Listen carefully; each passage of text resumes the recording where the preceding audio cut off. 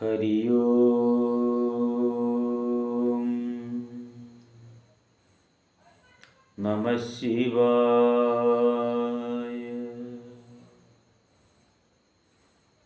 എല്ലാ സനാതന സാരഥികൾക്കും ശ്രീ ശങ്കര ഡിവോഷണൽ സെഗ്മെൻറ്റിലേക്ക് ഈ എളിയവൻ്റെ വലിയ നമസ്കാരം. ഇന്ന് ഞാൻ നിങ്ങളുമായി സംവാദം ചെയ്യാൻ ആഗ്രഹിക്കുന്ന വിഷയം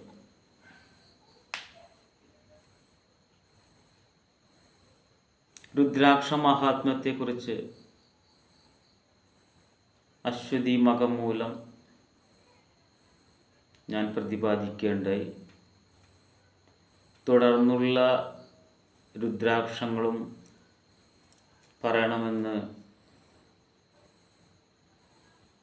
ഒരു ഭക്തൻ്റെ ആവശ്യപ്രകാരമാണ് അത് കണ്ടിന്യൂ ചെയ്യാൻ ഉദ്ദേശിക്കുന്നത്. ഭരണി, പൂരം, പൂരാടം നക്ഷത്രക്കാർ ഏത് രുദ്രാക്ഷമാണ് ധരിക്കേണ്ടത് എന്നതിനെ കുറിച്ചാണ് ഇന്നത്തെ ടോപ്പിക്ക്. രുദ്രാക്ഷം എന്തിനു ധരിക്കുന്നു എന്നുള്ള അറിവ് പലർക്കും ഇല്ല. രുദ്രാക്ഷം ധരിച്ചാൽ കണ്ണേറ് ദോഷങ്ങൾ ഏൽക്കില്ല, ദൃഷ്ടിദോഷങ്ങൾ ഏൽക്കില്ല, യാതൊരുവിധ നിബന്ധനകളും ഇല്ലാത്ത സാക്ഷാൽ പരമേശ്വരൻ്റെ കൃപാകടാക്ഷം ശ്രീ രുദ്രാക്ഷം. ഇത് നമ്മൾ ധരിക്കുമ്പോൾ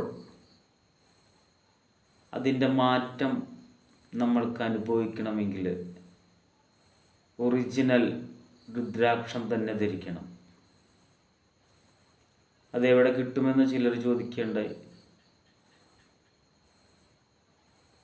അപൂർവം ചില കടകളിലൊക്കെ നമ്മൾക്ക് നോക്കാൻ കഴിവുണ്ടെങ്കിൽ നോക്കിയെടുക്കാൻ പറ്റും. പിന്നെ അത് ഉരച്ച് നോക്കിയാൽ അറിയാൻ പറ്റും. പക്ഷെ കടക്കാർ അത് ഉരച്ച് നോക്കാൻ സമ്മതിക്കില്ല. പിന്നെ നമ്മുടെ കയ്യിൽ വരുമ്പോൾ അതിൻ്റെ ഒരു എനർജി നമുക്ക് മനസ്സിലാവും. അത് ഒരുപാട് രുദ്രാക്ഷം കയ്യിലെടുത്ത് ധരിച്ചൊക്കെ അനുഭവമുള്ളവർക്ക് പെട്ടെന്ന് മനസ്സിലാവുള്ളൂ. ഇത് സുലഭമായി കിട്ടുന്നത് നേപ്പാളിലാണ്. പിന്നെ രാമേശ്വരത്ത് ചില ഫാൻസി കടകളിലൊക്കെ നല്ല നല്ല സാധനങ്ങൾ കിട്ടും. നോക്കിയെടുക്കണം. രുദ്രാക്ഷം സ്ത്രീകൾക്കും ധരിക്കാം, കുട്ടികൾക്കും ധരിക്കാം, എല്ലാവർക്കും ധരിക്കാം. അതൊരു പോസിറ്റീവ് വൈബ് തന്നെ നമുക്ക് തരും. പെട്ടെന്ന് ചേഞ്ച് ആവുമെന്ന് നമുക്കറിയാൻ പറ്റും. എൻ്റെ ഈ കഴുത്തിൽ കിടക്കുന്ന രുദ്രാക്ഷം 21 മുഖ രുദ്രാക്ഷം. 21 മുഖ രുദ്രാക്ഷമൊക്കെ എല്ലാ നക്ഷത്രക്കാർക്കും ധരിക്കാവുന്നതാണ്.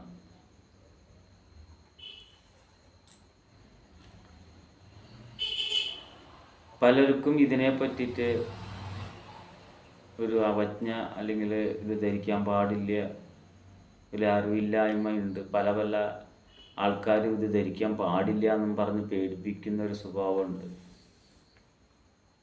രുദ്രാക്ഷം ധരിക്കണം, നമ്മൾക്ക് രക്ഷയാണത്. ഭസ്മം തൊടണം, അത് രക്ഷയാണ്. ഇന്നത്തെ ടോപ്പിക്കിൽ കിടക്കാം. ഭരണി, പൂരം, പൂരാടം നക്ഷത്രക്കാർ 6 മുഖ രുദ്രാക്ഷം ധരിക്കണം. നമ്മൾ കടയിൽ പോയി നല്ല സാധനം നോക്കി നമുക്ക് ബോധ്യപ്പെട്ടുവെങ്കിൽ, അല്ലെങ്കിൽ അത് വാങ്ങുമ്പോൾ വെളുത്ത പക്ഷത്തിൽ തന്നെ പോയി വാങ്ങണം. കറുത്ത പക്ഷം കഴിഞ്ഞ് വരുന്ന 15 ദിവസമാണ്, പൗർണമി വരെയുള്ള ദിവസമാണ് വെളുത്ത പക്ഷം. ആ ദിവസങ്ങളിലായിരിക്കണം പോയി വാങ്ങേണ്ടത്. വാങ്ങിച്ച് ഒരു ദിവസം കടുകെണ്ണയിൽ ഇട്ട് വയ്ക്കണം. കടുകെണ്ണ കിട്ടാനില്ലെങ്കിൽ എള്ളെണ്ണയിലും ഇട്ട് വയ്ക്കാം. അതിൻ്റെ ഉള്ളിൽ ഒരു വിത്തുണ്ട്. ആ വിത്ത് നശിച്ചു കഴിഞ്ഞാൽ പിന്നെ ആ രുദ്രാക്ഷം ഇട്ടതിൻ്റെ ഫലം നമ്മൾക്ക് ഉണ്ടാവില്ല. അതുകൊണ്ട് ആ രുദ്രാക്ഷത്തിൻ്റെ ആ എനർജി പോകാതിരിക്കാനാണ് മാസത്തിൽ ഒരു ദിവസം ഒരു രാവ് മുഴുവനും എണ്ണയിലിട്ട് വയ്ക്കണം. പിറ്റേ ദിവസം എടുത്ത് മഞ്ഞൾ കൂട്ടി കഴുകി പനിനീര്, പാല് ഇവയൊക്കെ ഉപയോഗിച്ച് കഴുകി വൃത്തിയാക്കിയതിന് ശേഷം വീണ്ടും നല്ല വെള്ളത്തിൽ കഴുകി തുടച്ച് നെയ്യ് കൂട്ടി ഒന്ന് തിരുമ്പണം. അതിനുശേഷം അല്പം കുങ്കുമം കൂട്ടി ഒന്നുകൂടെ ഈ രുദ്രാക്ഷത്തെ തിരുമ്പണം, അതായത് പുരട്ടണം. എന്നിട്ട് വീണ്ടും ധരിക്കണം. സ്ത്രീകളാണെങ്കിൽ പീരീഡ് കഴിഞ്ഞിട്ട് വരുന്ന ദിവസങ്ങളിൽ ഇതുപോലെ ശുദ്ധിയൊക്കെ ധരിക്കുക.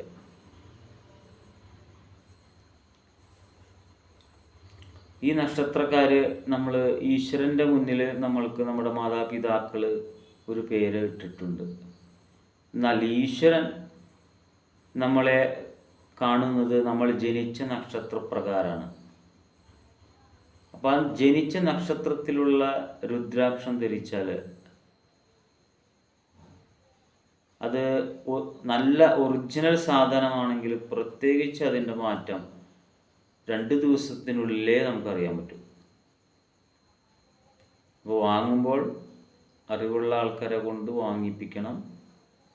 വാങ്ങിച്ച് നമ്മൾ ഇപ്രകാരം ശുദ്ധിയാക്കി കഴുകണം, എന്നിട്ട് ധരിക്കണം. രുദ്രാക്ഷ വൃക്ഷങ്ങൾ ഇപ്പോൾ കേരളത്തിൽ പല പല സ്ഥലങ്ങളിലും ഉണ്ടാകുന്നുണ്ട്. അങ്ങനെയുള്ള വീടുകളിൽ പോയി ചോദിച്ചാൽ നല്ല ഒറിജിനൽ സാധനം തന്നെ നമുക്ക് കിട്ടും.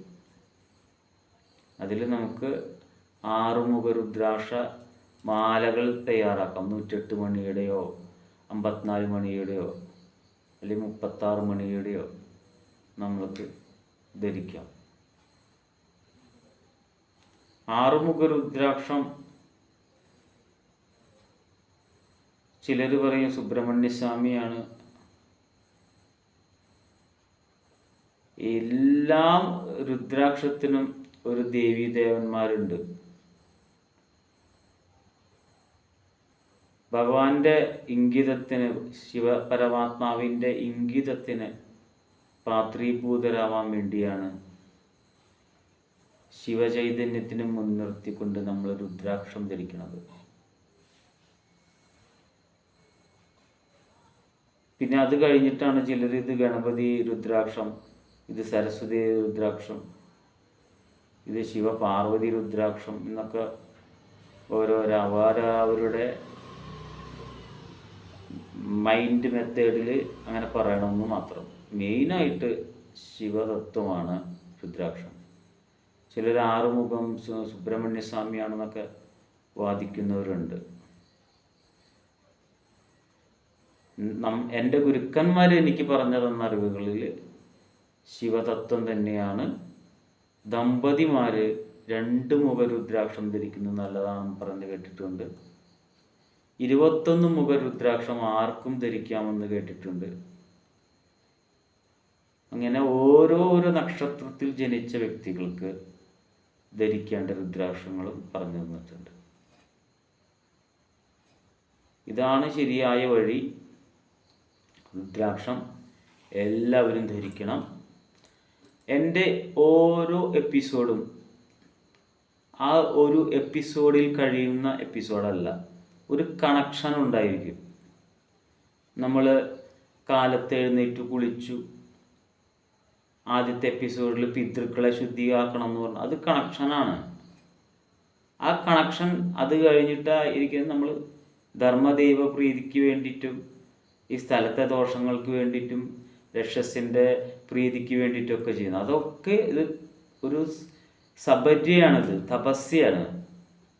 അല്ലാതെ ആ ഒരു എപ്പിസോഡ് കഴിഞ്ഞ് അത് അവസാനിച്ചു, അതല്ല. നിങ്ങളുടെ ജീവിതത്തിൽ നിങ്ങൾ പകർത്തേണ്ട ഒരു സിസ്റ്റമാറ്റിക്കാണ് ഞാൻ ഓരോ എപ്പിസോഡിലും പറയണത്. ആ ഓരോ എപ്പിസോഡ് നിങ്ങൾ ഒന്നോ രണ്ടോ തവണ നോക്കി പ്രാക്ടീസ് ചെയ്താൽ മൂന്നാമത്തെ തവണ നിങ്ങൾക്ക് ബൈഹാർട്ടായിട്ട് ചെയ്യാൻ പറ്റും.